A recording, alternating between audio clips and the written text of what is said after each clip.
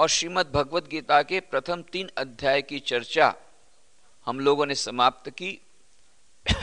अर्जुन विषाद योग प्रथम अध्याय, सांख्य योग द्वितीय अध्याय और कर्म योग तृतीय अध्याय।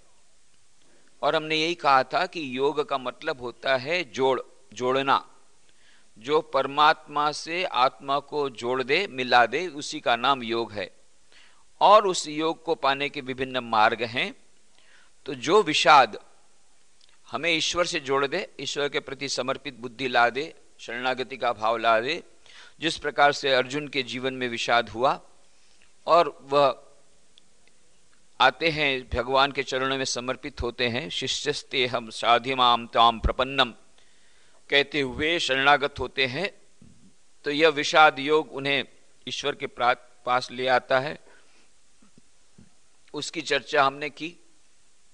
द्वितीय अध्याय सांख्य योग। सांख्य का मतलब वह सांख्य फिलॉसफी के बारे में दर्शन नहीं, परंतु यहां सांख्य का मतलब ज्ञान योग से है, जैसा हमने कहा था।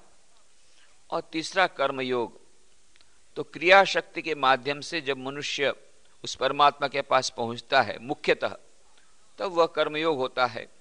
और ज्ञान शक्ति के माध्यम से पहुंचता है तब वह ज्ञान योग होता है। और इस चौथे अध्याय का नाम है ज्ञान कर्म संन्यास योग। तो यह जो संन्यास योग है, कर्म योग, यह ऐसा कर्म योग जो संन्यास पर आधारित कर्म योग, या पर ऐसा संन्यास जो कर्म पर, जो ज्ञान मूलक है। तो ज्ञान से जो संन्यास या जो वैराग्य उत्पन्न हुआ, उसके कारण जो योग हुआ, जो कर्म हुआ, इस प्रकार का योग। तो यह जो संन्यास 2 प्रकार का होता है। एक श्री रामकृष्ण देव जैसा कहते थे, मरकट वैराग्य या मरकट संन्यास, कि स्मशान में गए, स्मशान यात्रा में गए और अचानक यह पता पड़ा, अरे बाबा, ये मनुष्य जीवन ऐसा ही है, आज है कल नहीं है, कल हमको भी चिता में जाना पड़ेगा, यह जीवन तो क्षणभंगुर है। और तुरंत फिर उसी समय निर्णय ले लिया, नहीं, हमें संसार से कोई मतलब नहीं है, संसार का हमें त्याग करना है, संन्यास ले लिया। परंतु वह संन्यास टिकता नहीं है जो अचानक इस प्रकार से किसी घटना के माध्यम से आता है। श्री रामकृष्ण जैसे मजेदार घटना बताकर कहते हैं कि इसी प्रकार से बाद में यह जो मरकट संन्यास कैसा है कि बाद में इस प्रकार से स्मशान वैराग्य हुआ, मरकट वैराग्य हुआ, फिर बाद में ये स्मशान से तो लौटे ही नहीं और घर वाले सब चिंतित हैं, बहुत खोजबीन करते हैं, पता नहीं, मिलते नहीं। बाद में फिर 1 महीने बाद एक पत्र आता है कि मैं यहाँ पर बनारस में आ गया हूँ और एक अच्छी नौकरी मिल गई है, आप लोगों को बाद में बुला लूंगा। वह ज्यादा दिन टिकता नहीं है। तो यह मरकट वैराग्य। परंतु जो ज्ञान से जो जिसका जन्म हुआ, ऐसा जो सन्यास है, ज्ञान जनित सन्यास, वह टिकता है। तो वो ज्ञान से जो सन्यास है, उस सन्यास में जो कर्म योग जो होता है, तो वह कर्म योग, तो लोकमान्य तिलक इसीलिए कहते हैं ज्ञान मूलक भक्ति प्रेरक कर्म योग। तो योग का मतलब वे कर्म योग से लेते हैं। पर आदि शंकराचार्य का कुछ और मत है, पारंपरिक जो मत है वही आदि शंकराचार्य का मत है। तो वे इसको कहते हैं कि यह संन्यास योग है, जो यह है यहाँ पर यह कहा गया ज्ञान का कर्म संन्यास योग, यह कर्म योग से मतलब नहीं है, संन्यास योग ही है, यह ज्ञान योग का इसका मतलब है। तो इसमें वे कहते हैं यह अयम योगः अध्यायाद्वेन उक्तः ज्ञान निष्ठा लक्षण स संन्यास कर्म योगोपायः यस्मिन् वेदार्थः परिसमाप्तः प्रवृत्ति लक्षणः निवृत्ति लक्षणः च गीतासु सर्वासु अयम एव योग विवक्षितः भगवता। अर्थात यह जो योग पिछले 2 अध्याय में कहा गया है, जो ज्ञान निष्ठा रूप और संन्यास रहित है, जिसका कि कर्मयोग उपाय है, जिसमें प्रवृत्ति और निवृत्ति लक्षणों वाले वेद के अर्थ की परिसमाप्ति है, संपूर्ण गीता में वही योग विवक्षित है। तो यहाँ पर हम 2 प्रकार की विचारधारा पाते हैं कि जो आदि शंकराचार्य कहते हैं कि जहां भी योग कहा गया उसे ज्ञान योगी समझना चाहिए। कर्मयोग की उपादेयता के बारे में वे उसे नकारते नहीं हैं, पर यह कहते हैं कि कर्मयोग का केवल इतना ही प्रयोजन है कि वह चित्त शुद्धि करके हमें ज्ञान के योग्य बना दे, और वह ज्ञान जब आता है तभी वह योग बन पाता है, तभी उस योग की प्राप्ति होती है। बिना ज्ञान के योग की प्राप्ति हो नहीं सकती। योग ज्ञान कर्म समुच्चय की भी बात वे हमेशा करते हैं कि ज्ञान और कर्म कभी समुच्चय हो ही नहीं सकता। जब तक कर्म हमारे जीवन में है, जब तक हमारे जीवन में प्रवृत्ति है, जब तक हमारे जीवन में निवृत्ति नहीं आई, तब तक हमें ज्ञान की प्राप्ति नहीं होगी। जब तक ज्ञान की प्राप्ति नहीं होगी तब तक योग नहीं होगा, परमात्मा से योग नहीं होगा, मिलन नहीं होगा, परमात्मा का दर्शन नहीं होगा, मुक्ति प्राप्ति नहीं होगी। ये आदि शंकराचार्य का मत है। लोकमान्य तिलक आदि कुछ अर्वाचीन, कुछ आधुनिक लोग, आधुनिक जो टीकाकार कहते नहीं, नहीं, योग का मतलब सब समय ही कर्मयोग ही लेना चाहिए, पर हां उस योग में ज्ञान की भी उपादेयता है अवश्य, क्योंकि उस ज्ञान के कारण वह सन्यास की जो एक दृष्टि आती है, जिसमें कि आसक्ति का त्याग करके अनासक्ति पूर्वक कर्म करना पड़ता है कर्मयोग के लिए, इसलिए ज्ञान की और सन्यास की दोनों की आवश्यकता है उस कर्म को अच्छी तरह कर्मयोग के रूप में करने के लिए। तो ये छोटी सी विविधता स्वामी विवेकानंद बैलेंसिंग करके कहते हुए कहते हैं कि दोनों ही विचारधारा मान्य हैं, परंतु ये दोनों ही हमें इंडिपेंडेंटली अपनी अपनी तरह से वहां पर उस परम पद तक ले जा सकते हैं। और इसे आधुनिक कुछ लोग इसे इस प्रकार रखते हैं, हमारे समक्ष प्रस्तुत करते हैं कि दो प्रकार के पदार्थ हैं। वैसे तो बहुत सारे पदार्थ हैं, भोजन के बहुत सारी वेराइटीज। वो जितनी सारी वेराइटीज हैं, ये ज्ञान कर्म संन्यास योग कोई नई वेराइटी नहीं है, वही ज्ञान योग या कर्म योग के ही विविध रूप हैं। तो जितने सब प्रकार के, कितने प्रकार के भोजन हैं, अभी दिवाली में तो कितने प्रकार के व्यंजन हम लोग बनाते हैं, पर इन सब व्यंजन में यदि हमें जनरलाइज करना हो तो दो मुख्यतः दो प्रकार के व्यंजन हैं। एक को हम कहते हैं मिठाई और एक कहते हैं नमकीन। चाहे वो मिठाई कितने प्रकार की मिठाई हो सकती है, कोई घुघरा बनाते, कोई पेड़ा बनाते, कोई दूसरे प्रकार की मिठाई बनाते, रसगुल्ला बनाते, गुलाब जामुन बनाते, कितने प्रकार की मिठाइयां हैं, पर ये है तो मिठाई, एक प्रकार की मिठाई। उसी प्रकार से और भी बहुत प्रकार के सेव गाठिया इधर उधर बहुत प्रकार की वस्तुएं बनाते, पर है तो वो नमकीन। चाहे चिवड़ा बनाओ, चाहे सेव बनाओ, चाहे गाठिया बनाओ, वो है नमकीन। तो दो प्रकार से हुआ, प्रवृत्ति और निवृत्ति। मिठाई माने समझ जाइए कि वो प्रवृत्ति है और निवृत्ति है, और प्रवृत्ति माने नमकीन। तो किसी को नमकीन अच्छा लगता है, प्रवृत्ति अच्छी लगती है, किसी को मिठाई अच्छी लगती है। तो किसी को ज्ञान के माध्यम से ईश्वर तक पहुंचना है तो स्वामी विवेकानंद बोलते हैं जिसको नमकीन अच्छा लगे नमकीन खाए, और जिसको मिठाई अच्छी लगती है मिठाई खाए। तो उनको पूछा कि आप क्या लेंगे? बोले हम तो दोनों लेंगे, हम किसी को नहीं छोड़ेंगे, हम नमकीन भी लेंगे मिठाई भी लेंगे। केवल मिठाई कब तक खा सकते हैं?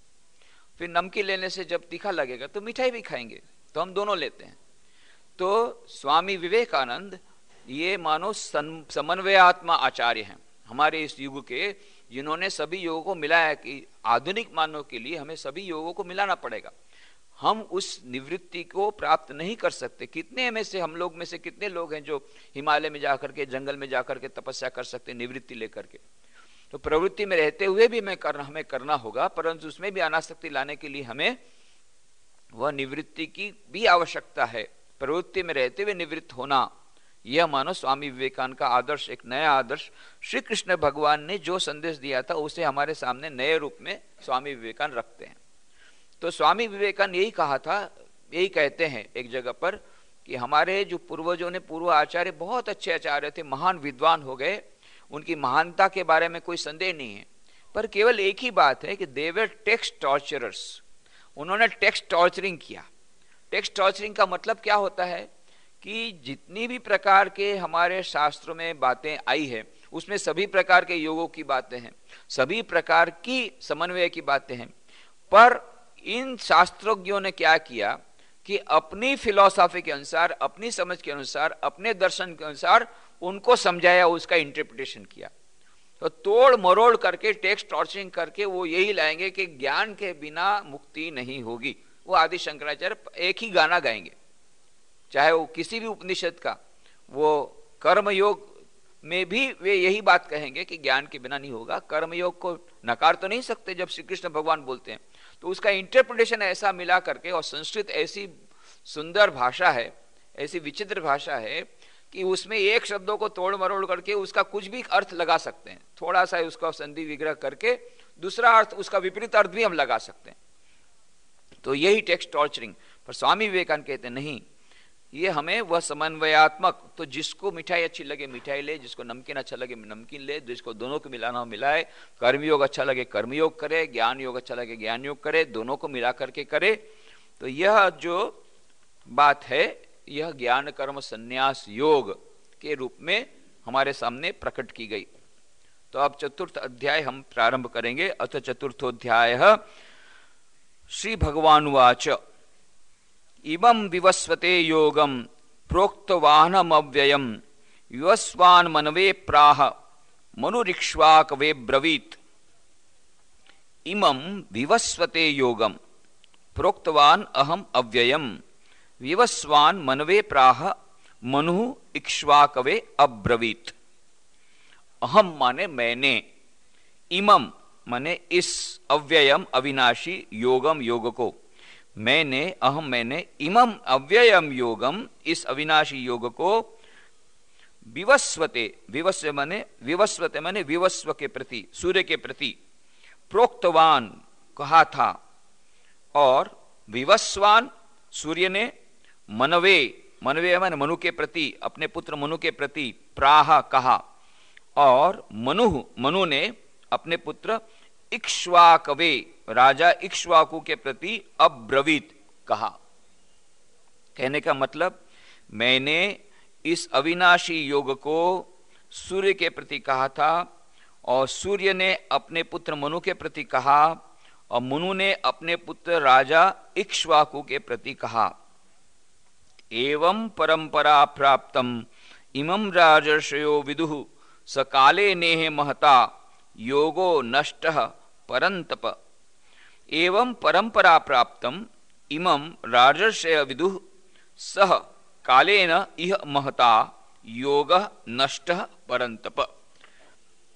एवं माने इस प्रकार, परंपरा प्राप्तम माने परंपरा से प्राप्त हुए, इमं माने इस योग को, राजर्षय माने राजर्षियों ने, विदुः माने जाना, परंतु परंतप हे अर्जुन, सह योगः वह योग, महता कालेन बहुत काल से, इह इस पृथ्वी लोक में, नष्टः लोप प्राय हो गया था। स एवायम मया तेद्य योगः प्रोक्तः पुरातनः भक्तोऽसि मे सखा चेति रहस्यम हीत उद्युत्तमम्। सह एवं अयम मया ते अद्य योगः प्रोक्तः पुरातनः भक्तः असि मे सखा च इति रहस्यम ही एतत् उत्तमम्, ही एतदुत्तमम्। सह वह, एव ही अयम माने यह, पुरातनः पुरातन, योगः पुरातन योग, अद्य माने अब, मया ते प्रोक्तः मैंने तेरे लिए वर्णन किया है, ही क्योंकि तू, में भक्तः मेरा भक्त, च और, सखा असि प्रिय सखा है, इति इसलिए, तथा एतत् यह योग, उत्तमम बहुत उत्तम, और रहस्यम, रहस्य अर्थात अति मर्म का विषय है। तो इन तीनों श्लोकों को हम एक साथ समझने का प्रयत्न करेंगे कि यहाँ भगवान ने यही कहा कि मैंने इस अविनाशी योग को कल्प के आदि में सूर्य के प्रति कहा था, और सूर्य ने अपने पुत्र मनु के प्रति कहा, और मनु ने अपने पुत्र राजा इक्ष्वाकु के प्रति कहा था। और इस प्रकार परंपरा से प्राप्त हुए इस योग को राजर्षियों ने जाना, परंतु हे अर्जुन, वह योग बहुत काल से इस पृथ्वी लोक में लोप प्राय हो गया था। वही यह पुरातन योग अब मैंने तेरे लिए वर्णन किया है, क्योंकि तू मेरा भक्त और प्रिय सखा है, इसलिए, तथा यह बहुत उत्तम अथा रहस्य अर्थात अति मर्म का विषय, इसलिए मैंने तेरे लिए कहा। तो इमम विवस्वते, इमम अव्ययम योगम, इस अविनाशी योग को विवस्वते सूर्य के प्रति कहा था। तो यहां पर अविनाशी योग कहा। अविनाशी, अविनाशी माने जिसका कभी विनाश नहीं हो सकता। तो यह जो योग हमारे देश में, हमारे भारतवर्ष में हुआ, हजारों वर्ष पुराना वह योग है, और इसीलिए वह जो योग की विद्या जो है, वह योग की विद्या वेदों में से आई। वेदों के दो कांड हैं, ज्ञान कांड है, ज्ञान कर्म कांड है और ज्ञान कांड है। तो ये ज्ञान कांड में आरण्यक उपनिषद आदि आते हैं, और ज्ञान कांड में सब योग्य आदि की बातें हैं। ज्ञान कांड जो है वह ज्ञान कांड, ये कर्म कांड, इसको मानो इसकी परंपरा को निभाते आ रहे हैं सब ब्रह्मर्षि लोग, या जो पंडित लोग, ब्राह्मण लोग और क्षत्रिय लोग, ये निभाते आ रहे हैं उस ज्ञान योग की बातें को। अपने जीवन में उन ज्ञान योग का आचरण करके दैनंदिन जीवन में उस वेदांत का मानो प्रतिपादन किया। स्वामी विवेकानंद कहते हैं प्रैक्टिकल वेदांत के अपने लेक्चर्स में, जीवन व्यवहार में वेदांत की इन राजर्षियों ने, जिसमें कि राजा जनक, जिसका उदाहरण भगवान श्री कृष्ण ने हमें दिया था पहले, ये जो राजा जनक, ये उत्कृष्ट उदाहरण है। ऐसे राजा जनक अकेले नहीं थे, ऐसे कई राजा हैं, कई क्षत्रिय हैं, जिन्होंने, राजा लोग हैं, जिन्होंने अपने जीवन में उस वेदांत को निभाया, वेदांत का जीवन व्यवहार में, उसका जीवन में व्यवहार में उसको लाया, उस ज्ञान को, और संसार में रहते हुए उस परम पद की प्राप्ति को प्राप्त हुए। तो यह मानो ये ज्ञान को उन्होंने अपने जीवन में बसाया, लाया। तो यह जो अविनाशी योग है, यह अविनाशी जो विद्या है, यह अध्यात्म विद्या, ये हमारे शास्त्रों में, वेदों में वर्णित है। और ये वेद क्या है? By Vedas no books are meant. ये बड़ी विचित्र बात स्वामी विवेकानंद कहते हैं शिकागो की धर्म सभा में हिंदू धर्म पर भाषण देते हुए, कि Vedas are without beginning and without end. अरे ये वेद, उसका कोई अंत भी नहीं है, उसका कोई प्रारंभ भी नहीं, हाउ इज इट? ये कैसे हो सकता है? बोले because by Vedas no books are meant. कि वेद का मतलब बुक नहीं है, वेद का मतलब होता है ज्ञानना, ज्ञान, और ज्ञान का बोले न आदि है न अंत है। तो यह परंपरा से, अति प्राचीन समय से, हमें पता नहीं कब से यह अध्यात्म विद्या हमारे देश में आई। तो इसीलिए हमारे धर्म को सनातन धर्म कहा। श्री रामकृष्ण कहते हैं बाकी सब धर्म आएंगे, चले जाएंगे, काल के गर्भ में समा जाएंगे। जब जब आवश्यकता हुई थी, एक एक समय वह धर्म आए, धर्माचार्य आए, उन्होंने उस धर्म की स्थापना की। बाद में जब वो पर्पस समाप्त हो जाएगा तो वो काल के गर्भ में समा जाएंगे। पर सनातन धर्म अक्षुण्ण है। क्यों? सनातन धर्म किसी एक पुरुष पर आधारित नहीं, किसी एक पुस्तक पर आधारित नहीं। क्रिश्चियनिटी में से यदि बाइबल को निकाल दें तो क्रिश्चियनिटी का नामो निशान नहीं रहेगा। कह दे कि बाइबल, मान लो कोई कह दे कि बाइबल जो है वो गलत है, तो फिर क्रिश्चियनिटी नहीं रहेगी। जीसस क्राइस्ट नाम के कोई व्यक्ति का जन्म हुआ नहीं था। आजकल हायर क्रिटिसिज्म में वो लोग प्रूव करने का प्रयत्न कर रहे हैं, प्रमाणित कर रहे हैं कि भाई जीसस क्राइस्ट नाम के कोई व्यक्ति हुए ही नहीं। यदि वो प्रमाणित हो जाए तो क्रिश्चियनिटी ब्रेक डाउन हो जाएगी। इस्लाम मोहम्मद पैगंबर पर आधारित है, कुरान पर आधारित है। यदि कुरान को निकाल दिया जाए, मोहम्मद पैगंबर को निकाल दिया जाए तो इस्लाम धर्म शेष नहीं रहेगा। पर हिंदू धर्म में राम को निकालने से भी सनातन धर्म रहेगा, कृष्ण को निकालने से भी सनातन धर्म रहेगा। इतने सारी उसकी ब्रांचेस, इतने सारी उसकी गहन ये है कि किसी एक व्यक्ति पर आधारित नहीं। राम और कृष्ण को हम लोग इसलिए मानते हैं कि उन्होंने उस सनातन धर्म की परंपरा को निभाया, इसलिए नहीं कि उन्होंने सनातन धर्म का निर्माण किया। तो यह जो वेद है, वो जो ज्ञान है, वो अनंत काल से चला आ रहा है। तो यह जो योग, जिस अध्यात्म विद्या की बात श्री कृष्ण भगवान कहते हैं, बोले ये अविनाशी है, इसका कभी विनाश नहीं होगा। क्यों? इसका प्रारंभ नहीं हुआ तो विनाश नहीं होगा। ये अव्यय है, अविनाशी है। ऐसे अविनाशी योग को कहते हैं श्री कृष्ण भगवान कि ऐसे अविनाशी योग को मैंने, इस अविनाशी योग को कल्प के आदि में, प्रारंभ में सूर्य के प्रति कहा था। सूर्य ने अपने पुत्र मनु के प्रति कहा और मनु ने अपने पुत्र राजा इक्ष्वाकु के प्रति कहा। तो शुरुआत में यही योग विद्या मैंने दी थी, ये अनादिकाल से चली आ रही है। तो यह विद्या कल्प के प्रारंभ में यह विद्या दी थी और यह अव्ययम है, इसका कभी क्षय नहीं हो सकता है। तो यह अव्यय जो विद्या और यह जो अयम, तो अयम का मतलब होता है इसके पहले योग। अयम का मतलब होता है यह योग, यह अयम माने यह, वही जिसकी चर्चा हम कर रहे हैं। तो ये अयम शब्द बहुत महत्वपूर्ण है। यहीं पर स्वामी विवेकानंद कहते देखिए, अयम शब्द की व्याख्या तो आदि शंकराचार्य अपने अनुसार कर ली, पर अयम हम कब कहते हैं? अभी तक कर्मयोग की चर्चा चल रही थी। अब जब श्री कृष्ण भगवान कहते अयम योगा, तो कर्मयोग ही होना चाहिए। अयम योगा, जब जहां चर्चा समाप्त हुई थी, कौन सी चर्चा समाप्त हुई? कर्मयोग की। फिर बाद में क्या कहा उन्होंने? ये नहीं कहा कर्मयोग, अयम योगा। अयम योग का मतलब ही होता है कर्मयोग। ये लोकमान्य तिलक कहते अयम शब्द से मतलब होता है कि जो पहले चर्चा चल रही थी।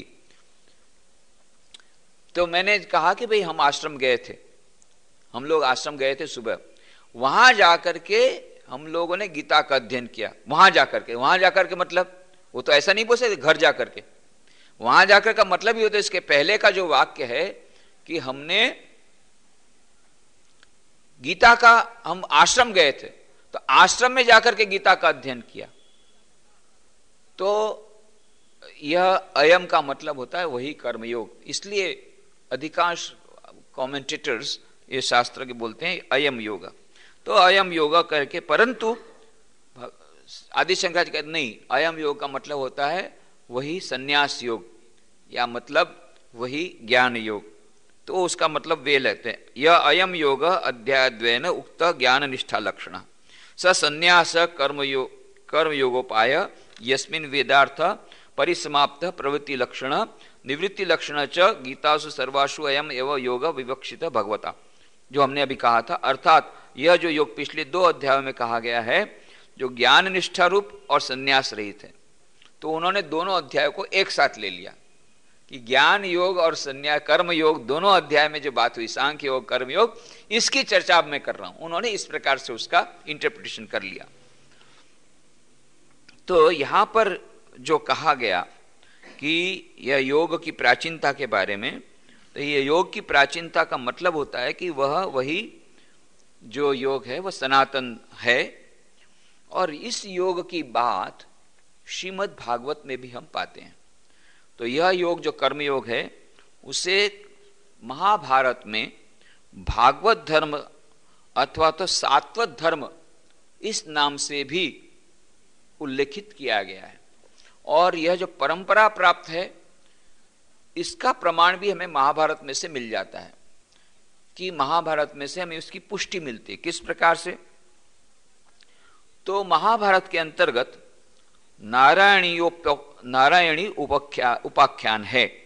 तो नारायणी उपाख्यान, ये जो नारायणी उपाख्यान है, वहां पर भागवत धर्म का निरूपण करते हुए कहा गया कि गीता में भी इसी भागवत धर्म का वर्णन किया गया है। विद्वानों ने महाभारत के इस भागवत धर्म को गीता के कर्मयोग से भिन्न नहीं माना है, और उसका प्रमाण भी वो देते हैं क्यों भिन्न नहीं माना है।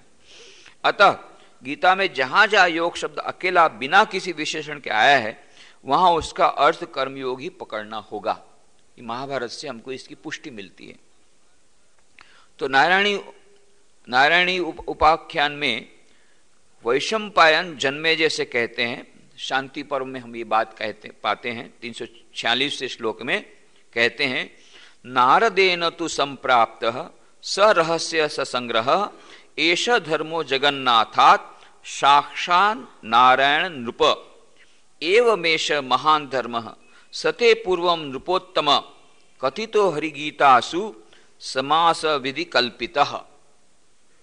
कहने का मतलब, हे नरेश्वर, देवर्षि नारद ने तो वैशंपायन जन्मेजय से कहते हैं, राजा से वैशंपायन मुनि जन्मेजय से कहते हैं, नरेश्वर, देवर्षि नारद ने तो रहस्य और संग्रह रहित इस धर्म को साक्षात जगदीश्वर नारायण से ही प्राप्त किया था। नृपश्रेष्ठ, इस प्रकार यह महान धर्म मैंने तुम्हें पहले हरि गीता में संक्षेप से बताया था। फिर वहां 348वें अध्याय में यह भी कहा कि जिस समय कौरव और पांडवों की सेनाएं युद्ध के लिए आमने सामने डटी हुई थी और अर्जुन युद्ध से अनमना हो रहा था, उस स्वयं भगवान ने उसे गीता में इस धर्म का उपदेश दिया। मतलब यहां मिल जाता है जो यहां पर कहा श्री कृष्ण भगवान ने कि मैंने इस योग को जो अभी तुमको कहा, उस योग को मैंने परंपरा में कहा था। यहां पर यह बात मिल जाती जहां पर महाभारत में कहते हैं, समूह पौडेश्वनी केशु कुरु पांडवयोर मृधे अर्जुने विमनस्के च गीता भगवता स्वयं। इस धर्म को महाभारत के इस नारायणी उपाख्यान में सात्वत धर्म कहकर भी पुकारा है और यह कहा गया है कि इस धर्म का प्रचलन पूर्व 6 मनवंतरों में भी हुआ था। काल प्रभाव से उसकी परंपरा नष्ट होती गई। फिर यह 7वां मनवंतर आया। यह अभी जो चल रहा है वो 7वां मनवंतर है। इस उपाख्यान में 348वें अध्याय में 13वें से लेकर 47वें श्लोक तक सात्वत धर्म की उपदेश परंपरा का वर्णन करते हुए बताया गया है कि किस प्रकार पूर्व के 6 मनवंतरों में यह धर्म प्रचलित होकर लुप्त हो गया। फिर 7वें मनवंतर की चर्चा करते हुए वहीं पर कहा गया है, यदीदम सप्तम जन्म पद्मजम ब्रह्मणो नृप तत्रैषम धर्म कथित स्वयं नारायणनः पितामहाय शुद्धाय युगादो लोकधारिणे पितामहश्च दक्षाय धर्ममेतं पुरा ददौ ततो ज्येष्ठे तु दौहित्रे प्रातः दक्षो नृपोत्तम आदित्ये सवितु ज्येष्ठे विवस्वान् जगृहे ततः त्रेता युगादौ च ततो विवस्वान् मनवे ददौ मनुश्च लोक भूत्यर्थ सुतायेक्ष्वाक वै ददौ इक्ष्वाकुणा च कथितो व्याप्य लोकान् अवस्थितः गमिष्यति क्षयांते च पुनर्नारायणम नृप।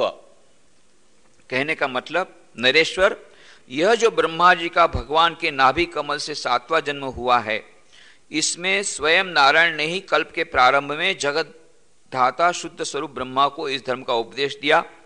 फिर ब्रह्मा जी ने सबसे पहले प्रजापति दक्ष को इस धर्म की शिक्षा दी।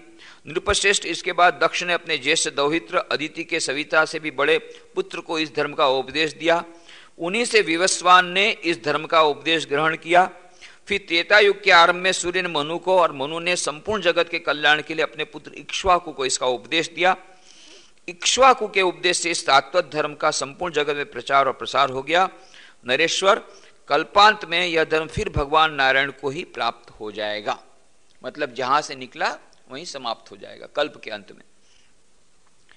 तो अब ये सात्वत धर्म की उपदेश परंपरा का जो वर्णन है वही हुबहू गीता में योग, वह योग, तो यही परंपरा गीता में भी हमें दर्शाई गई।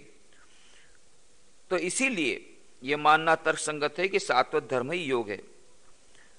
योग यानी कर्मयोग, भागवत धर्म यानी सात्वत धर्म, ये हमें लेना पड़ेगा कि प्रथम मनवंतर में जो स्वयंभू के नाम से परिचित है वह योग नारद ने नारायण से प्राप्त किया था।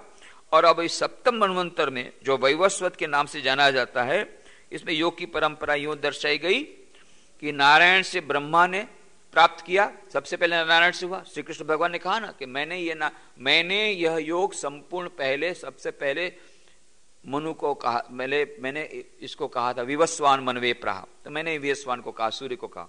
तो कैसे कहा? तो यह मन में प्रश्न हो सकता है कि भाई सूर्य को कैसे कहा? सूर्य के बाद मनु, मनु के बाद इक्ष्वाकु। ये मनु और इक्ष्वाकु तो हम जानते हैं इसी मनवंतर के हैं, पर ये सूर्य के पास भगवान ने कैसे कहा? भगवान का ये सूर्य के पास कैसे है? विवस्वान के पास। तो यहां पर उसका महाभारत में उसका एक्सप्लेनेशन हमें मिल गया कि क्या कहा। नारायण से पहले ब्रह्मा को मिला, ब्रह्मा से ज्ञान मिला दक्ष को, फिर दक्ष ने उसके ज्येष्ठ दौहित्र को दिया, फिर उससे उसके छोटे भाई विवस्वान को मिला, और फिर विवस्वान ये सूर्य। तो विवस्वान के बाद की परंपरा तो हम लोग को बता दी गई, विवस्वान से मनु, मनु से फिर इक्ष्वाकु। तो यह जो आदित्यानाम हम विष्णु, ये इसी विष्णु आदित्य का उल्लेख भगवत गीता में पहले बाद में हमको मिलेगा। तो इस प्रकार गीता में भगवान ने विवस्वान को जो योग देने की बात कही है वो हमें महाभारत में भी इसकी पुष्टि मिलती है। तो योग की सनातनता के बारे में कहा कि राजर्षि और ब्रह्मर्षि ये दो प्रकार की परंपरा। तो यहां पर जैसे कहते हैं एवं परंपरा प्राप्तम इमम राजर्षयो विदुः स काले नेह महता योगो नष्ट परंतप। तो जो राजर्षि लोग थे उन्होंने इस योग की परंपरा को बचाए रखा था, जिसे हमने कहा ब्रह्मर्षि और राजर्षि। तो ब्रह्मर्षि जो थे वे ज्ञान को लेकर के रहते थे और अधिकतर वे आश्रम में रहते थे, निवृत्ति परक जीवन व्यतीत करते थे ब्रह्मर्षि। वे प्रवृत्ति में नहीं रहते थे, निवृत्ति में रहते थे, आश्रमों में रहते थे और ज्ञान की चर्चा करते थे या ज्ञान का पालन करते थे। अथवा तो जो ब्राह्मण या पंडित लोग थे वे केवल यज्ञ का, विभिन्न यज्ञों का आचरण करते थे। परंतु जो सचमुच पास का जो ज्ञान है, वह जो योग की विद्या, अध्यात्म विद्या जो उपनिषदों में कही गई, आरण्यक कांड में कही गई, ज्ञान कांड में कही गई, उसको अपने जीवन में उतारते हुए व्यवहार में दिखाना, दर्शाना, यह कर्मयोग का जो आचरण। क्योंकि अभी कर्मयोग हमने कहा कि इमम विवस्वते प्राप्त, तो इमम का अर्थ हम यदि इसको कर्मयोग के प्रारंभ करते हैं तो ये जो कर्मयोग है इससे भी हमें परिलक्षित होता है कि कर्मयोग की बातें कह रहा हूं। क्यों? क्योंकि राजर्षि की बात कही। यदि इस बात को हम जैसे आदि शंकराचार्य कहते हैं, जैसे ज्ञान योग, सांख्य योग और कर्मयोग दोनों की बातें माने, तो यहां पर ब्रह्मर्षि राजर्षि दोनों की बात श्री कृष्ण भगवान को कहनी चाहिए थी, पर उन्होंने केवल राजर्षि की बात कही। तो ब्रह्मर्षि लोग ज्ञान योग को भी संभाले रखे थे, परंतु वे कर्मयोग को संभाले नहीं रखे थे, वे कर्मयोग का आचरण नहीं करते थे। कर्मयोग को आचरण करके रखा, अपने जीवन में जिए रखा उस सनातन कर्मयोग को, यह केवल राजर्षि लोगों ने किया। वे राजा थे, क्षत्रिय थे, राज चलाते थे, सब काम करते थे और उस कर्मयोग का आचरण करते थे, कर्म करते थे, उस ज्ञान को अपने जीवन में लाते हुए। तो यदि यहां पर स्पष्ट कहा गया कि एवं परंपरा प्राप्तम इमम राजर्षयो विदुः, इस प्रकार परंपरा से प्राप्त इस योग को राजर्षियों ने जाना, ब्रह्मर्षि की बात नहीं कही। ब्रह्मर्षि की बात यदि कहते तो हम कहते ज्ञान योग की भी बात इसमें कही गई है, पर कर्म योग जो है जीवन व्यवहार में वेदांत को दिखाना, ये केवल राजर्षियों ने किया। तो इसलिए भी यहां पर हम इसे कर्म योग के रूप में ही ले सकते हैं। परंतु हे अर्जुन, वह योग बहुत काल से इस पृथ्वी लोक में नष्ट हो गया। बड़ी विचित्र बात। अभी कहते हैं कि वह जो योग है अविनाशी है, अविनाशी मतलब जिसका विनाश नहीं हो सकता, और दूसरे श्लोक में कहते हैं योगो नष्ट परंतप, उस योग वो न योग नष्ट हो गया। अरे अभी थोड़ी पहले श्लोक में कहा अविनाशी योग है, यह योग जो अविनाशी है इसका कभी नाश नहीं हो सकता, और दूसरे श्लोक में श्री कृष्ण भगवान कहते तो उसका नाश हो गया। ये कैसे हो सकता है? तो कहने का मतलब है यहां पर जो नाश होने का, यहां पर कहने का मतलब वो ये है कि वह लुप्त प्राय हो गया। नाश होने का मतलब संपूर्ण नाश नहीं हुआ, परंतु लुप्त प्राय हो गया, ये उसका अर्थ है। लोप मानो ऐसा लगा कि लोप हो गया, कुछ समय के लिए मानो वह तिरोहित हो गया वह ज्ञान, परंतु संपूर्ण यदि हो जाता तो फिर श्री कृष्ण भगवान फिर से हमारे सामने उसको पुनर्जीवित नहीं कर सकते थे यदि पूरा हो जाता। पर वह ज्ञान था परंतु तिरोहित हो गया, लुप्त प्राय हो गया, इसको इस रूप में हमें लेना पड़ेगा। तो इसीलिए जो यहां पर लुप्त प्राय की जो हमें लेना पड़ेगा, उसके आदि शंकराचार्य के कमेंट्री हमें देखते हैं यदि हम, तो आदि शंकराचार्य कहते हैं क्यों ये लुप्त प्राय हो गया। कहते हैं दीर्घेण कालेन अनुष्ठातृणाम कामोद्भवाद हीयमान विवेक विज्ञान हेतुकेन अधर्मेण अभिभूयमाने धर्मे प्रवर्धमाने च अधर्मे। कहने का मतलब दीर्घ काल के बाद, दीर्घ काल तक तो वो रहा, राजर्षियों ने उसका पालन भी किया, दीर्घ काल के बाद अनुष्ठाताओं में भोग वासना की वृद्धि के कारण, विवेक ज्ञान के क्षीण हो जाने के कारण, अधर्म के द्वारा धर्म को दबा दिए जाने के कारण और अधर्म के बढ़ने के कारण यह योग, मानो यह योग विद्या लुप्त प्राय हो गई, प्राय नष्ट हो गई ऐसा लगा, पर प्राय वह लुप्त प्राय हो गई। तो इसके लिए कहते हैं कि संपूर्ण मूलनाश योग काल प्रभाव से दब गया। हम ऐसा कह सकते हैं यह योग जो है, यह योग की विद्या है, वो काल प्रभाव से वह दब गई। इसी प्रकार से उसे हमें लेना पड़ेगा। तो इसलिए यहां पर हम लोगों ने प्रथम दो श्लोक की जो बातें कही कि इस प्रकार से यहां पर हमें एवं परापराम प्राप्तम विमन राजस्व विदुष काले नियमता योगो नष्ट परंतप, उसे हमें प्राय नष्ट ऐसा ही समझना पड़ेगा। और काले न, दीर्घ काल के बाद परंपरा आते आते आते राजर्षियों ने बहुत समय तक तो निभाई।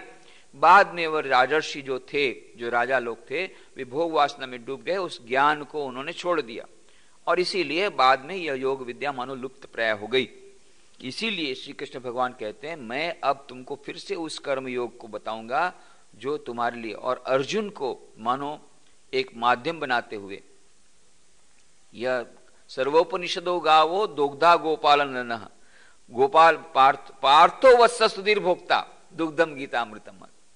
यह जो दुग्ध गीतामृत है, गीता का जो दुग्ध के समान और अमृत के समान जो दुग्ध है, यह गीता रूपी अमृत जो हमें श्री कृष्ण भगवान पिला रहे हैं, ये हम कैसे पी रहे हैं? सर्वोपनिषदो गावो, ये जो गाय है ना, ये सब उपनिषद गाय हैं, इसकी हमने चर्चा की थी इस श्लोक की।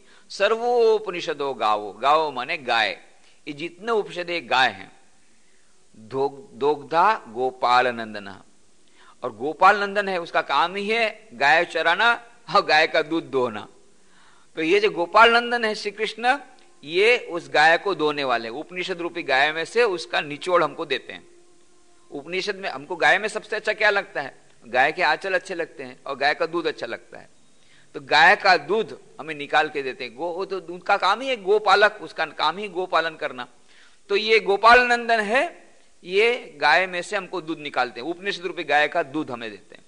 सर्वोपनिषदो गावो दुग्धा गोपाल नंदन पार्थो वत्स सुधीर भोक्ता। गाय ऐसे दूध नहीं देती, जो लोग दूध दोहने जानते हैं उनको मालूम है, या जिन्होंने देखा होगा कि जब गाय दोहने के लिए जाता है ना, तो ऐसे गाय दूध नहीं देती, बछड़े को सामने बांधना पड़ता है। ये गांधी जी ने दूध क्यों छोड़ा था? क्योंकि जो गाय में जो दूध है वो बछड़े के लिए है, हम लोग उसको चोरी करके ले लेते हैं, बछड़े को दिखाते हैं, गाय समझती बछड़ा ले रहा है, बछड़े को दिखाने से ही गाय के आंचल में दूध आता है, नहीं तो दूध नहीं आता। तो आंचल को वहां बछड़े को बांध देते सामने, तो अब बछड़े को देख करके गाय के इसमें प्रेम से आंचल में दूध आ जाते, और उस दूध को दो करके थोड़ा सा कभी पिलाते कभी नहीं पिलाते, बछड़े को पूरा हम लोग पी जाते। इसलिए गांधी जी ने कहा कि मैं गाय का दूध तो चोरी है, गाय का है बछड़े के लिए हम लोग ले लिए, पर बाद में फिर भी जो कुछ भी हो कंप्रोमाइज तो करना पड़ा। फिर बोले अच्छा ठीक है, मैंने प्रण लिया है, मैं गाय का दूध नहीं पीऊंगा, तो मैं तो नहीं पीऊंगा। लोगों ने कहा कि आपका स्वास्थ्य खराब हो जाएगा, स्वास्थ्य के लिए आपको पीना ही पड़ेगा। फिर कंप्रोमाइज किया गया, ठीक है मैंने जब प्रण लिया है तो गाय का दूध तो नहीं लूंगा, बकरी का दूध लूंगा। पर वो भी बकरी भी उसी लिए दूध देती, कोई भी ऐसा दूध नहीं देती है, वो अपने बच्चे के लिए देती है, हम लोग उसको चोरी करके ले लेते हैं। ये तो ठीक है कंप्रोमाइज किया, परंतु दोग्धा गोपाल नंदना, ये जो श्री कृष्ण भगवान उपनिषद रूपी गाय को दो रहे हैं, सामने बछड़ा है अर्जुन, ये अर्जुन बछड़ा है, अर्जुन को दिखा करके हमको इसलिए दूध मिल रहा है कि दिखाया बछड़े को। मानो अर्जुन को केंद्र करते हुए, अर्जुन हमारा जीव का मानो प्रतिनिधि है, हम सब जीवों को यह दूध मिल जाता है रखा गया बछड़े के लिए। श्री कृष्ण भगवान ने उस कर्मयोग की विद्या का जो लुप्त प्राय हो गई थी, कहा उस अर्जुन को, पार्थ को, पर हमें आनंद मिल गया। दुग्धम गीता अमृतम महत, सर्वोपनिषदो गावो दुग्धा गोपाल नंदन पार्थो वत्स सुधीर भोक्ता दुग्धम गीता अमृतम महत। यह जो दुग्ध है, गीता का अमृत रूपी दुग्ध है, उसका पालन कौन करते हैं? हम लोग जो गीता का अध्ययन करते हैं वे मुफ्त में पा जाते हैं। पार्थ को दिखा करके, बछड़ा को दिखा करके हम लोग दूध ले रहे हैं, यह हमारा सौभाग्य है। श्रीमद् भगवद गीता का वह ज्ञान कहा गया अर्जुन को, पर अर्जुन को कहा गया श्री कृष्ण भगवान ने वह जो लुप्त प्राय योग विद्या जो लुप्त प्राय हो गई थी, अर्जुन को कहा वह क्राइसिस में है, वह बड़े संकट में है। वो शिष्यस्ते हम साधिमाम ताम प्रपन्नम, मैं आपकी शरण में आता हूं, मुझे मेरा बिल्कुल मन असमंजस में, मुझे समझ में नहीं आता मैं क्या करूं क्या नहीं करूं, हे भगवान मैं आपकी शरण में आया हूं। उस क्राइसिस से निकालने के लिए श्री कृष्ण भगवान उपनिषद रूपी गाय को दोह करके वह गाय का वह दूध बछड़े को देते हैं, और हम लोग वो बछड़े का दूध हम लोग ले लेते हैं। यह दुग्धम गीता अमृतम महत सुधीर भोक्ता, हम लोग वो सुधीर भोक्ता है, हम लोग धन्य हैं कि हम वो गीता का दूध पी रहे हैं। तो यह सकाले ने महता योगो नष्ट परंतप, जो योग हे परंतप जो योग पर यह नष्ट हो गया था, हे अर्जुन उस योग को नष्ट मने लोप प्राय हो गया था, तो इसीलिए उस योग को मैंने तुम्हें कहा है अर्जुन ऐसा मत समझ, मैंने तुम्हें बहुत बड़ी विद्या दी, तू उसकी कीमत कम मत दे, कम मत कर। क्योंकि कर्म योग का इतना सारा बखान करने के बाद भी देखा कि अर्जुन अभी भी गांडी को उठा नहीं रहा है। इतनी कर्मयोग की बात कही फिर भी गांड चुपचाप खड़ा हुआ है, अर्जुन ऐसे ही बैठा हुआ है। इसलिए अर्जुन कहता कि तू अर्जुन तू समझ नहीं पा रहा मैंने कितनी बड़ी विद्या तुझे दे दी, अत्यंत रहस्यमय विद्या ये कर्म योग वह तुझे मुझे दे दिया। और यह तो विद्या कैसी अव्यय अविनाशी यह योग था, लुप्त प्राय हो गया था, आज तेरे सामने मैंने प्रकट किया। जो मैंने विवस्वान को कहा था, कैसे विवस्वान को कहा था वो हमने कहा 7वें मनवंतर में किस प्रकार से महाभारत में उसका एक्सप्लेनेशन हुआ। वहां से नारायण के पास से ब्रह्मा के पास से होते हुए आया विवस्वान के पास, सूर्य के पास, सूर्य ने अपने पुत्र मनु को कहा, मनु ने इक्ष्वाकु को कहा, और उसके बाद में ये राजर्षियों ने उसको पाला पोसा था, परंतु बाद में सकाले ने महता योगो नष्ट परंतप, बाद में वो नष्ट प्राय हो गया। आज तुझे मैं कह रहा हूं फिर से वही योग, ऐसी महान विद्या मैंने तुझे कह दी, तो इसका तू यह समझ, इसका महत्व समझ। महत्व अर्जुन समझ नहीं पा रहा है, श्री कृष्ण महत्व को समझाने के लिए कहता है आज तूने मैंने तुझे कितनी बड़ी विद्या तुझे दे दी है, कर्म योग नामक ये योग विद्या, इसका तू महत्व समझ। सेवाय मया तेद्य योग प्रोक्त पुरातन भक्तोसी में सखा चेती रहस्यम हेतुत्तमम, वही वह पुरातन योग अब मैंने तेरे लिए वर्णन किया, क्योंकि तू, और इसलिए क्यों किया मैंने, क्योंकि तू मेरा भक्त और प्रिय सखा है, इसलिए यह योग जो है यह बहुत उत्तम है, अत्यंत रहस्यमय है। It is very very sacred, बहुत सेक्रेड है, बहुत पवित्र है, अत्यंत महान है और गोपनीय है, secret. Why secret? Because it is sacred. Every sacred thing has to be kept secret. जितनी पवित्र वस्तुएं हैं उसको गोपनीय रखा जाता है, क्यों? नहीं तो उसकी कीमत नहीं रहती।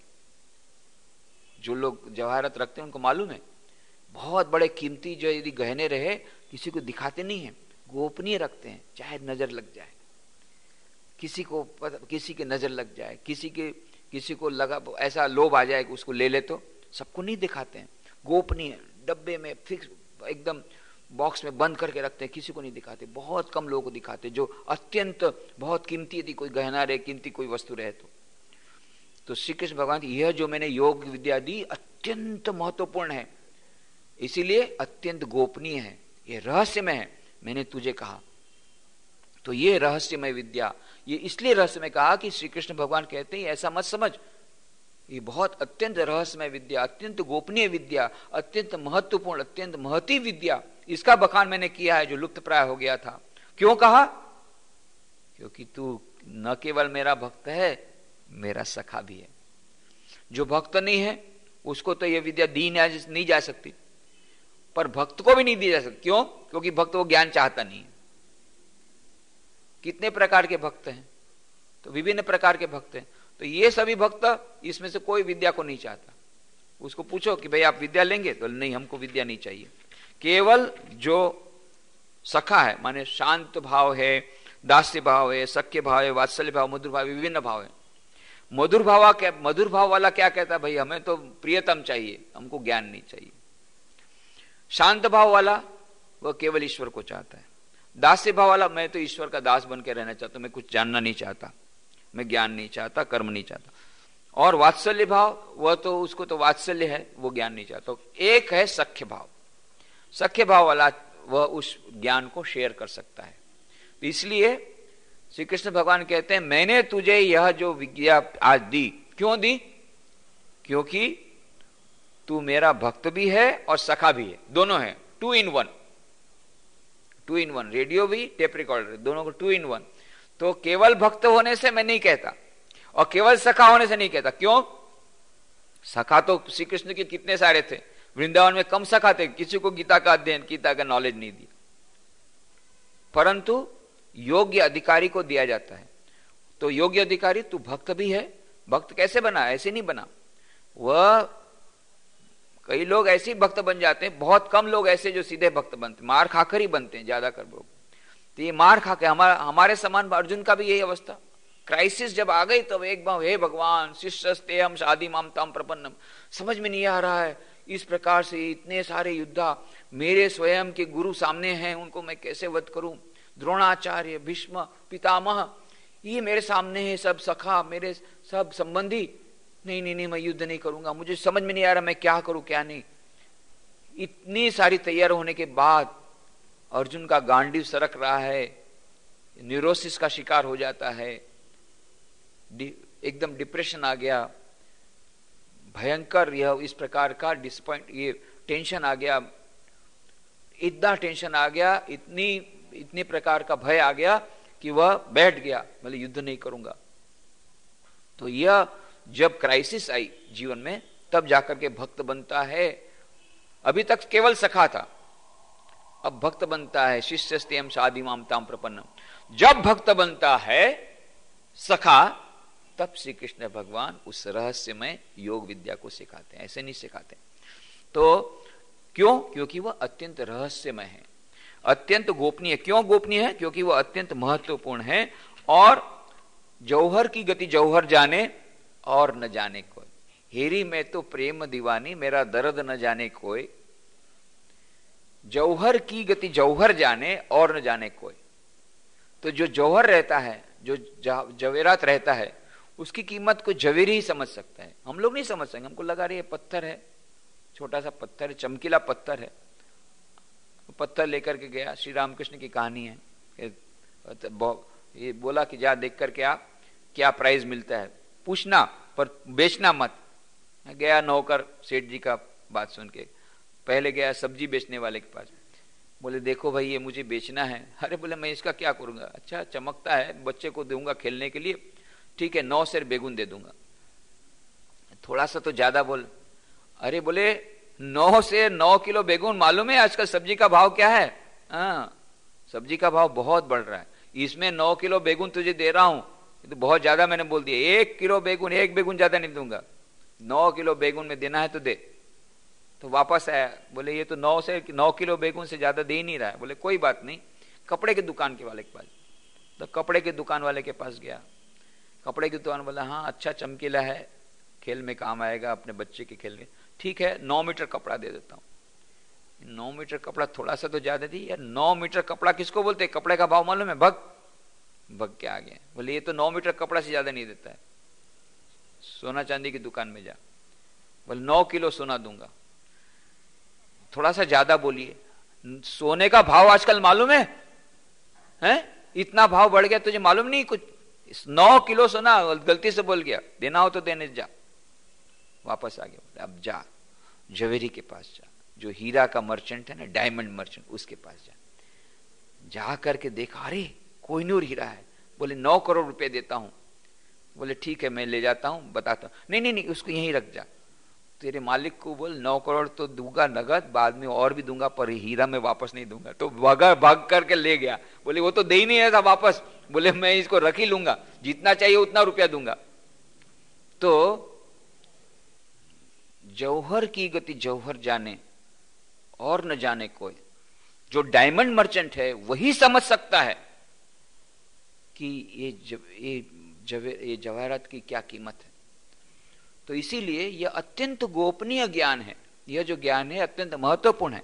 और इसीलिए श्री कृष्ण भगवान गीता में 18वें अध्याय में अंत में हमको कहेंगे, य इमं परमं गुह्यम मद्भक्तेषु विधास्यति भक्ति मयि पराम कृत्वा मामे वैश्यत्य संशयः न च तस्मान् मनुष्येषु कश्चिन्मे प्रियकृत्तमः भविता न च मे तस्माद् अन्यः प्रियतरो भुवि अद्येष्येते च इमं धर्मं संवादमावयोः ज्ञानयज्ञेन तेनाहम् इष्टस्यामिति मे मतिः श्रद्धावाननसूयश्च शृणुयादपि यो नरः सोऽपि मुक्तः शुभालोकान् प्राप्नुयात् पुण्यकर्मणाम्। कहते हैं श्री कृष्ण भगवान, जो मेरे प्रति परम भक्ति रखते हुए मेरे भक्तों को इस परम गुण रहस्य की शिक्षा देगा वह निस्संदेह मुझी को प्राप्त होगा। उससे बढ़कर मेरा प्रिय करने वाला न तो इस पृथ्वी पर कोई है और न कोई मेरा प्रिय इस पृथ्वी पर होगा। जो भी हमारे पुनित संवाद का अध्ययन करेगा मैं उसके द्वारा ज्ञान यज्ञ से पूजित होऊंगा, ऐसी मेरी धारणा है। और जो श्रद्धा पूर्वक एवं दोष दृष्टि से रहित हो इसे सुनेगा वह भी पाप से मुक्त हो जाएगा और पुण्य कर्मियों के शुभ लोगों को प्राप्त करेगा। तो यहां पर हम देखते हैं कि श्री कृष्ण भगवान का उदार मत है, ब्रॉड भी है, परंतु यहां पर कहा गया कि मैंने उसको केवल तेरे लिए कहा। तो तेरे लिए तक कहा तो मानो पक्षपात हो गया, पार्शियलिटी हो गई कि केवल तेरे को कहा। क्यों कहा? क्योंकि तू मेरा भक्त भी है और सखा भी है।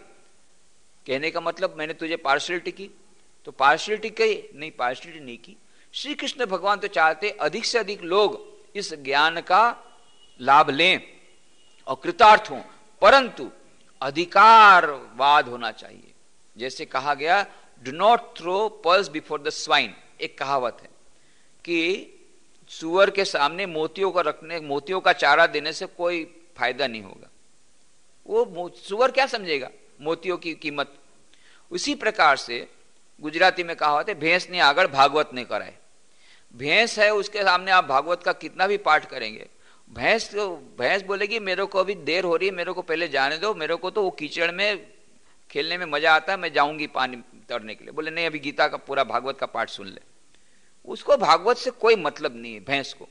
उसी प्रकार से कुछ लोग ऐसे रहते हैं जिनकी बुद्धि भैंस के समान रहती, तो भैंस नहीं आगड़ भागवत ऐसा कहते हैं कि उनको उससे कोई मतलब नहीं। ऐसे लोगों को, ऐसे मनुष्य को जिनकी बुद्धि भैंस के समान है, उनके सामने गीता या भागवत की बात नहीं करनी चाहिए। ये श्री कृष्ण भगवान का कहने का मतलब है। अधिकारवाद है, उससे उनको भी इंडाइजेशन होगा, वे कुछ गलत समझ लेंगे, मिथ्या ज्ञान हो जाएगा और विपरीत ज्ञान हो जाएगा। और विपरीत ज्ञान और भी मुश्किल होता है। विपरीत ज्ञान जो है वो ज्यादा डेंजरस है। ज्ञान तो ठीक है, अच्छा है, अज्ञान वो अच्छा नहीं है, पर विपरीत ज्ञान तो डेंजरस, भयंकर। तो विपरीत ज्ञान क्या है, कैसा? तो एक सूरदास थे, अंधे थे, तो वहां पर वो भिक्षुक थे। अब एक भिक्षु ने कहा, अरे सूरदास क्या बताऊं, अरे आज भिक्षा लेने गया, वो अमुक सेठ जी के यहाँ आज भंडारा था, अरे इतनी बढ़िया खीर मिली, क्या बताऊं, इतनी बढ़िया खीर।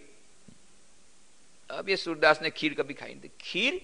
ये बोले ये क्या चीज होती है, हम तो रोज रोटी और सब्जी लाते हैं, रोटी भिक्षा मिलती है, कभी गुड़ मिलता है, कभी सब्जी। बोले ये क्या बताया? बोले नहीं, आज तो खीर थी। खीर? ये खीर क्या भला होती है, खीर कैसी होती है? अब ये कैसे बताए सूरदास को खीर कैसी होती है? अब ये सोचता है कैसे बताऊं। देखो खीर जो होती है ना, खीर ऐसा है कि वो दूध से बनती है। दूध में चावल डाल करके उसको उबालते हैं, चीनी डालते हैं, ये दूध से बनती है। दूध क्या चीज होती है? अरे दूध नहीं देखा? बोले मैं कैसे देखूंगा, मैं तो सूरदास हूं। दूध? अरे दूध जो है ना वो सफेद होता है, सफेद दूध जो होता है ना, सफेद। ये सफेद क्या होता है? सफेद नहीं मालूम? अरे बगुला होता है ना, बगुला के समान सफेद होता है वो दूध। बगुला क्या होता है? अरे बगुला नहीं मालूम? देख बगुला कैसा होता है, मैं तुझे बताऊं, ला तेरा हाथ दे, इसका हाथ ऐसा ऐसा करके बता, देखो ऐसा ऐसा बगुला होता है। अरे बाबा इतना टेढ़ा, तब तो खीर बड़ी टेढ़ी होगी। और तब से कहावत होगी बड़ी टेढ़ी खीर है। उस काम को करना टेढ़ी खीर है। ये ऐसा हो गया कि वो जो टेढ़ी खीर है वो टेढ़ी खीर हो जाती है। ये टेढ़ी खीर बड़ी टेढ़ी है। तो यह जो ज्ञान विपर्य ज्ञान होने से ऐसा डेंजरस है। तो श्री कृष्ण भगवान इसलिए कहते हैं कि इदम ते ना तपस्काय ना भक्ताय कदाचन न चाशुष्वे वाच्यम न च माम योभ्य सूयति। जो तप रहित है जो भक्त नहीं है, जो सेवाभावी नहीं है तथा जो मेरी निंदा करता है, उससे प्रति कभी भी तुझे यह विद्या नहीं कहनी चाहिए।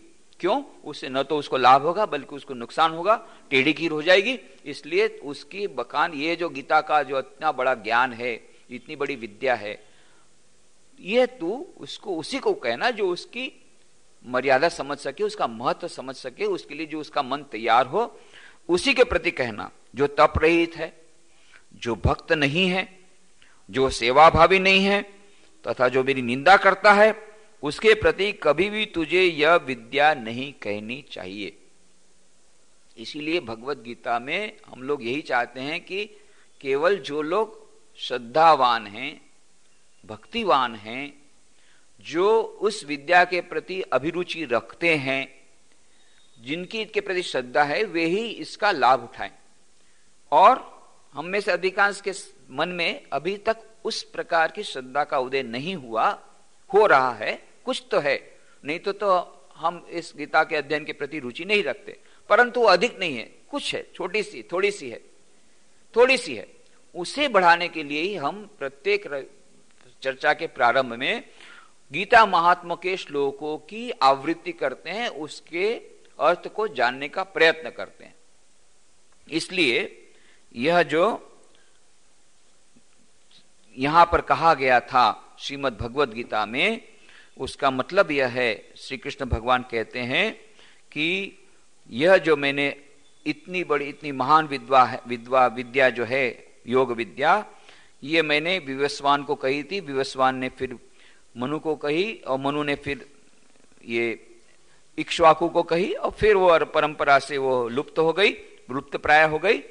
और मैंने आज तुझे कही, स एवायम मया तेद्य योगः प्रोक्त पुरातनः भक्तोसी में सखा चेति रहस्यम ह्येतदुत्तमम्। वही वह पुरातन योग अब मैंने तेरे लिए वर्णन किया, क्योंकि तू मेरा भक्त और प्रिय सखा है, इसलिए। तथा यह योग उत्तमम है, बहुत उत्तम है, और यह रहस्य अति मार्मिक है, रहस्यमय है। इसका मतलब है अत्यंत वह दुर्गय है, दुर्गम है, उस जानना अत्यंत कठिन है, ऐसी वह विद्या, यह योग विद्या, इसका बखान मैंने सामने किया। अर्जुन तो चकरा गया। अभी तक सोचता था ये श्री कृष्ण भगवान तो मेरे सखा है, ये क्या बात कर रहे भाई, वो पिए हुए हैं ना, मैं पिया हुआ हूं, क्या बात क्या है? अचानक ही क्या बात शुरू कर दिया कि भले मैंने सूर्य को, विवस्वान को ये योग विद्या कही थी, और बाद में उसने ये की है। कहा विवस्वान तो कितने करोड़ों, कौन से मनवंतर में हो, ये तो 7वां मनवंतर चल रहा है, और कितने मनवंतर के पहले, करोड़ों वर्षों के पहले वो हुए, और तुम तो अभी यहां पर सामने हो, हैं? ये क्या बात कर रहे हो तुम? तुम्हारी बात ही हमको समझ में नहीं आ रही है।